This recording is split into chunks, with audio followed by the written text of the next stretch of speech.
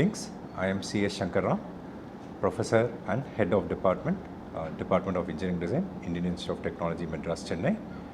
I joined IIT Madras in the year 2006 and I have been working in the Department of Engineering Design since then.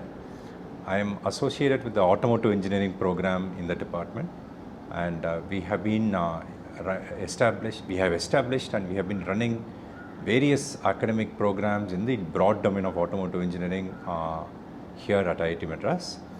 We offer a dual degree program in automotive engineering, and more recently we have launched programs in the domain of e-mobility. So I teach courses in those programs, run the corresponding labs, and I also do research work in the broad domain of vehicle dynamics and controls. So I work broadly in the domain of vehicle dynamics and controls. More particularly, I work on what are called active vehicle safety systems. So as we know, safety is a big concern as far as automobile operations on roadways are concerned.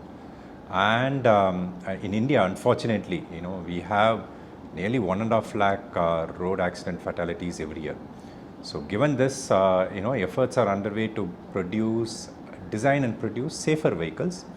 So active safety systems essentially help the driver, and assist them, like when there is an emergency, when the action taken by the driver is insufficient or is lacking in the first place. For example, one of the active safety systems that all of us are aware of and also exposed to in our real day-to-day life is the so-called anti-lock brake system, or ABS in short.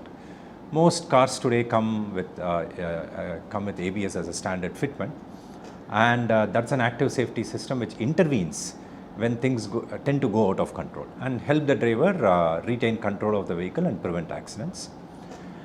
So that is the broad area in which I do research. I work with automotive companies in this domain, and together we formulate research problems, and then I recruit students who then work on these problems, and then we develop solutions and products. Coming to the question of how I figured out this particular at least career pathway, right? So when I was doing my PhD in the US, I got the opportunity to teach. So typically I used to, I still take things as they come in life. When I was trying to complete my PhD, still I was exploring various options, and I was fortunate to get an opportunity to teach at Texas A&M University, where I did my PhD. Then I figured out that teaching gave me a lot of happiness. So I was very lucky to find something which gave me joy, and I also get paid for it, right? So I thought, why not take teaching as a career? And that's when I applied to IIT Madras, and the Department of Engineering Design was just being established at that time. So I applied, I got the job, and I joined here. So I really believe that it was a very fortuitous decision because being in an academic environment, it gives us a lot of flexibility to do both teaching and research the way we want, particularly in an IIT. So I think that way I've been very fortunate, and that's how I ended up here. So I think once again I would say very fortunate to be at IITM, and one of the main reasons being the IIT Madras Research Park, right? So which have been the brainchilds of Professor Anand, and then Professor Junjunwala has built it to the stage where it is right now, and then continued with Professor Bhaskar and now with Professor Kamkoti, right? So IITM Research Park, is in fact, I would say one of the main features that would attract good faculty to join IIT Madras, because it's just next door. It's almost part of the campus. We can travel very easily to the IITM Research Park from the IITM campus, and almost all leading companies in multiple domains are at IIT Madras Research Park. So as far as I'm concerned, I have been interacting with the IITM Research Park maybe for the past decade, primarily with a few companies in the automotive domain. That's been my interaction. So I've been interacting with a company called Madras Engineering Industries Private Limited. So they also have a facility at the research park currently. And then another organization called iElectron, which is in the automotive electronic space. That was started around 2016, 2017. So I think I had been working with them since the time they moved into the research park. Then I have also worked with BHEL in the research park office with the research park team on a project. So mainly my interactions with the research park have been on automotive related projects, and I also I think continue to have the opportunity to visit the research park often and learn about various initiatives through meetings of the IITM Research Park Faculty Advisory Council.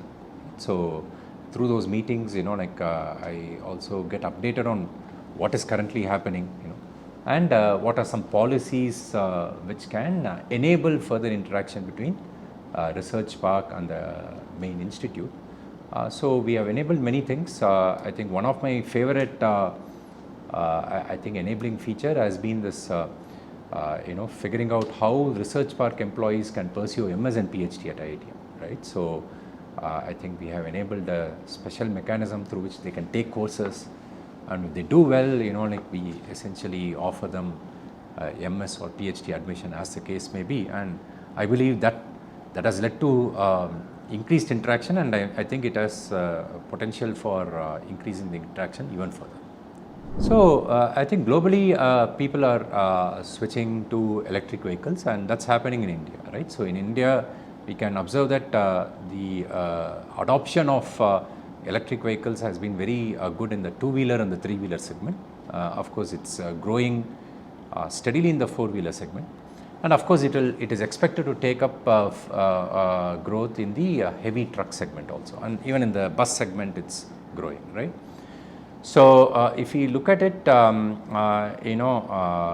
having better energy storage and energy delivery mechanisms in electric vehicles in the form of better batteries has been a continuous challenge, but I think researchers and companies or organizations all over the world have been making rapid progress in getting better technologies that can deliver more energy and also more reliable energy to these vehicles in motion, right? Because I think one of the important challenges that remain is still to convince a user to purchase an electric vehicle and also assuage their range anxiety, right? So because if I go on a long distance trip on a highway, right, I should have enough battery capacity and maybe I should have rest areas where I can take a break, where I can do some charging to top up the battery, right? So that I can get enough assurance that the battery capacity is enough to go through that trip.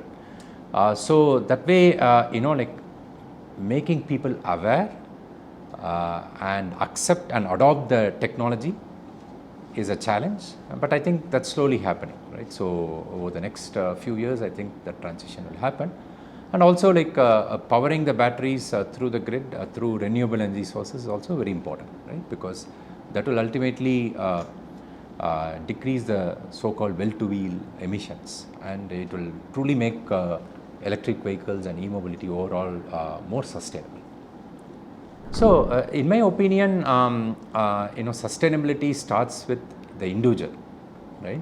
So because we want to protect the environment, we want to protect the world, right? So these may sound very cliche, right? But ultimately, the less we consume, the more we are going to protect the environment, right? So it starts with simple things, right?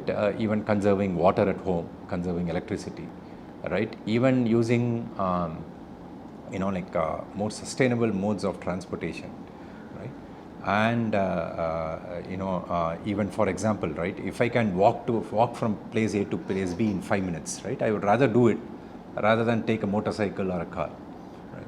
And similarly, if I can cycle from point A to point B, let's say in 10 minutes, I would rather do that rather than once again take a motorized vehicle, right? So I think that way I believe rather than teaching it in classrooms, it has to be practiced and learnt. That is my personal opinion on how sustainability can be inculcated. And I think more than colleges, it has to be taught in schools. Because school children, they will absorb things more rapidly, and it's better that they are taught these good practices when they are young, right, so that they can adopt it in their life.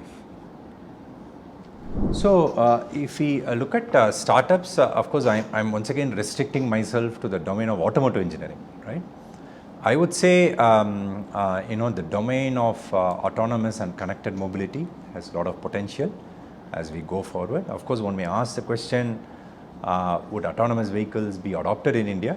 Yes, yeah, that can be debated, but the main objective of autonomous mobility is to make it safer, right? So safety is going to be important. So I think any startup that works in that area is going to contribute to better and safer vehicles, right? No doubt about it. Connected mobility is going to play an important role as we generate and share more data in a secure environment, and getting alternate battery chemistries, energy sources that power vehicles, is also an area where startups can in fact have potential. That said, like one needs to also balance it with the opportunities, right? So because there are so many companies working in these domains, so finding a niche domain and doing well there is going to be very important. I believe there are two broad paths, right? One is skilling, right, and training. So for example, as we transition from internal combustion engine vehicles to electric vehicles, the question that arises is that, like, what should I know? If I'm a person working on internal combustion engine vehicles, right, so I should first learn what's there in an electric vehicle. What do I need to look for, like when I design and manufacture an electric vehicle, how is it constituted? What are the features of various components and attributes that make up an electric vehicle, right? So first I need to be reskilled in that domain. So that's one place where both academic institutions and industries can play a vital role. For example, at IIT Madras, we have launched various skilling initiatives for our own students and also working professionals, where a team of faculty and also industry experts have come together and formulated programs which lead to certificate programs in e-mobility, and also we have formulated a web-enabled MTech in e-mobility, right? So these are programs which helps us to move on from conventional IC engine based vehicles to electric vehicles, right? That's one direction. Another direction is joint R&D, right? Because of course industry would typically want to work in higher TRL levels, right? Academic research is going to be in TRL 1 to 3, because we focus on the fundamental science and engineering. So the broad question that arises is that, like, how can the two entities collaborate with each other and then bridge that gap, right? So that we can develop technology which is based on solid fundamental science and engineering, but that's also translated to a product, right? In my opinion, that requires patience and persistence, because fundamental research takes time. There is a risk involved in research. So I think if companies and academia work together patiently and persistently, I am sure one can develop new technologies in the domain of e-mobility. So I will say, in three simple words, right? Perceive, think, and act. That's what we need to do, right? So in fact, if even we are walking, we observe through our eyes and we hear through our ears, we sense, right? We perceive what is around us, and then our brain thinks, and then we act, and then our legs start acting, right? So similarly in an automobile also, those three elements are going to be important. So domains like sensing technologies, perception technologies, processing, right, decision making, and also like actuation, like are always going to be important, right? So typically it comes in the broad domain of cyber physical systems and so on, right? Connected mobility, once again, various concepts related to communication technologies, cyber security, which is a very important feature today. All those other aspects come into play here. So electric mobility, of course, right? So it's going to be a multidisciplinary domain combining both mechanical sciences and electrical sciences. And today, like information technology and software are playing an important role because there's a growing interest in what is called software-defined vehicles, where people are trying to look at automobiles as having equipped with I would say a host processor, right, which will then control various other control units like ECUs, which will do specific tasks or functions. So I think these are all advancements which are happening in the automotive domain, and any program which deals with these concepts related to these domains will be very useful. So as far as teaching is concerned, every course, every semester, every class is a very pleasant experience, right? So because we go meet students, one may think that okay, teaching the same course, would it not boring to oneself, right? So let's say we take a course on automobiles, right? So of course we change the content every time I teach, right? But then would one not get saturated with it? Interestingly, the answer is no, at least from my perspective. Why? Because the audience keeps on changing, and teaching at least keeps my thinking young, because we interact with a lot of young people who come with a lot of questions. They come to learn, and sometimes I feel that the fact that they don't know the subject yet helps, because they ask questions which are unbiased and which are thought-provoking. At least I would say joyful and unexpected moment is I think in the year 2018, I think I was chosen for the Srimati Marthi Annapurna Award for Excellence in Teaching at IIT Madras, which is given annually to the best teacher at IIT Madras. So that was a very pleasant surprise, because it's based on student feedback. That's, I think, very fortunate to get that. That's also one of my favorite ones. I believe that from what I observed, I think already quite a good level of interaction happens between IITM faculty and the research park, right? In fact, IITM Research Park also provides opportunity to faculty who have an entrepreneurial spirit to start their own companies, which is very good, because every faculty is different, right? So some faculty would be traditional academics, who would like to teach and do research. Some may want to do translational research. Some may want to even go further and start their own companies to launch the products and solutions that they have designed and developed. So that way, the research park provides ample opportunities, and I think a lot of faculty have already started companies, and if not started a company, they at least work with the research park. The one I think common suggestion from my experience, which I can share with both faculty and also companies, is that we need to identify problems on which we can work to a great level of depth and persistently, right? So why? Because solving tough problems requires time and effort. One needs to remember that an academic faculty needs to balance various things, and in addition to that, do research, right? We need to teach, we need to guide students, we may need to do other academic activities and so on, and then also spend time on research or research projects. So the timeline or the time horizon expected by industry and what the academic faculty can deliver needs to be synchronized, and then I feel it will lead to very successful outcomes. I can talk about the IITM Research Park. I can talk about what I feel is happening well here. As I told, first advantage I see is location, right? Because the IITM Research Park is connected to the main campus, we don't even feel that we are going out of the campus. That's a big plus, right? And the second thing is, the fact that, now the faculty of IITM go there, on a regular basis, right, to work there.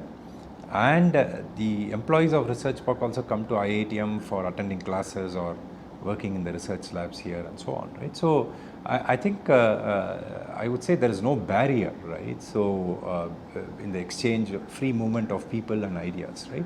I think that that's one of the main reasons why it has succeeded. I think that's one main observation why I feel the IITM Research Park has done very well.